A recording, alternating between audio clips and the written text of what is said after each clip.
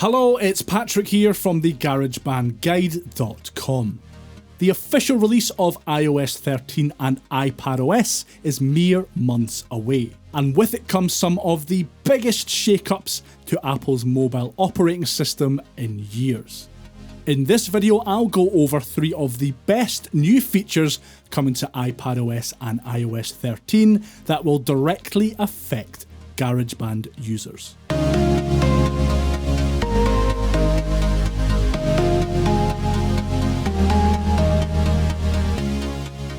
For the purposes of this video, I'll be focusing on the new features found in the public beta 4 build of iPadOS. But all of these features are present in the current iOS 13 build too, so if you're using an iPhone for music creation, you'll have access to all this cool stuff too.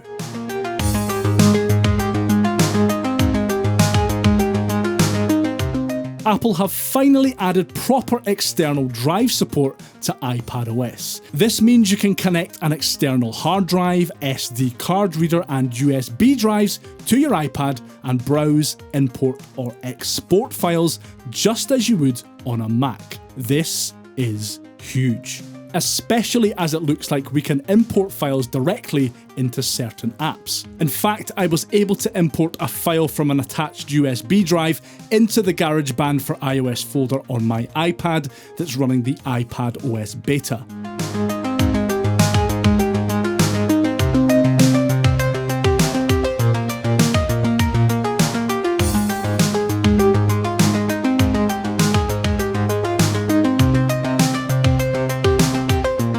And from there, I could drag and drop it from the Files tab in GarageBand for iOS's loop browser straight into a project.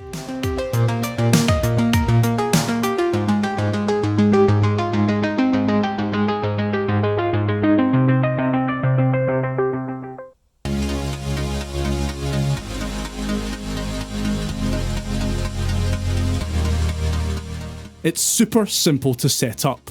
Mostly. I had to add power from the camera connection kit to have my prehistoric iPod show up as an attached drive in the Files app, and I wasn't able to get any of my other proper external drives to show up at all. Irritating? Definitely, but obviously this isn't the final build of iPadOS, and I'm sure there will be a fix for this issue down the line before release. It's not like Apple would ever release buggy software, right? Right.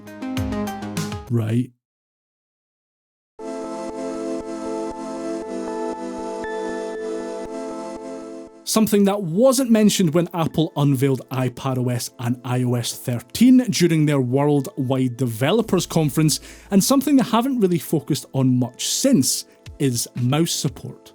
Yes, Apple have actually listened to what a huge number of their iOS users have been asking for and have introduced proper mouse support. Or have they? You see, while the mouse support implemented in the iPadOS beta works with USB and Bluetooth mice and Bluetooth trackpads, it does seem to have limited functionality in some apps. Mouse support is included here as an accessibility option under assistive touch settings, and as such, it's designed to mimic a finger touch. In the most recent iPadOS public beta, Apple have included the ability to customize the size, colour and sensitivity of the mouse cursor, which really does go a long way towards making using a mouse with your iPad a viable option as an alternative input method.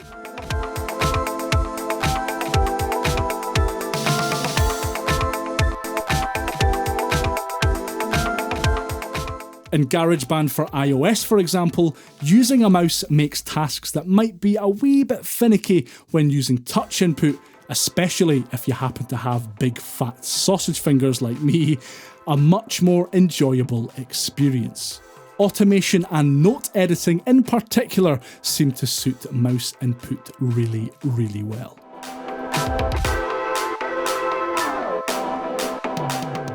So why are Apple being so cagey about mouse support, and why isn't it being implemented as a premier feature of iOS 13 and iPadOS?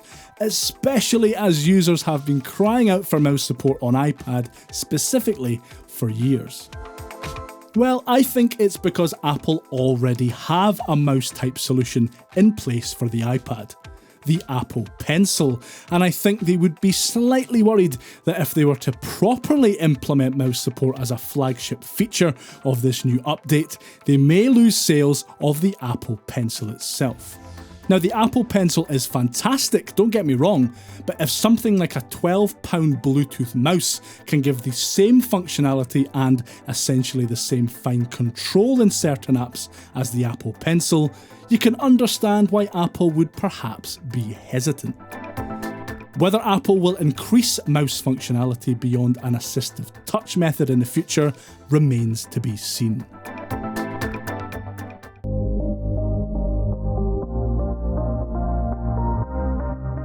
Finally, if you've ever used iOS 12's screen recorder to record and share a video of your GarageBand project, maybe in a GarageBand focused Facebook group perhaps,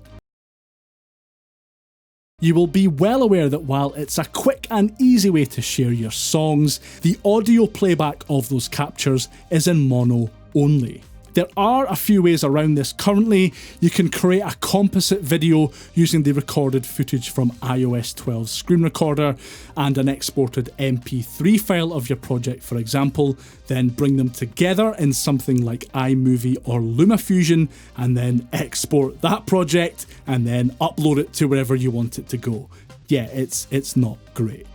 I'm happy to report though that as part of the iPadOS/iOS 13 Public Beta 4, the built-in screen recorder now records and outputs that recording in beautiful, glorious stereo.